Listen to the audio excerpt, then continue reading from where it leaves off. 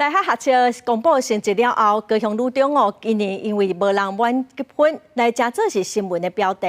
各有部分学校无经过学生的同意，就公布学生的成绩。有一寡学生团体今仔是公开呼吁讲，拒绝公布成绩榜单，嘛要求教育部应该爱检讨大学考试的制度。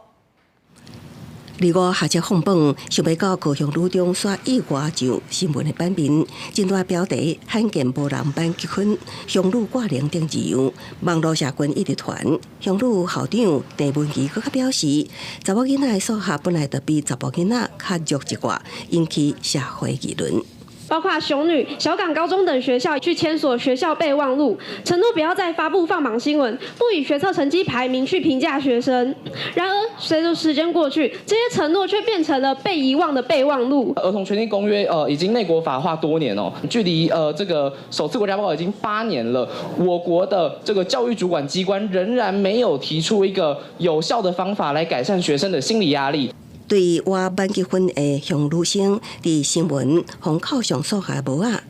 学生团体呼吁拒绝公布成绩榜单，成绩制度应该更较有春秋，学测无应该加做唯一的标准。我们明年开始，我们也不会公布啊，因为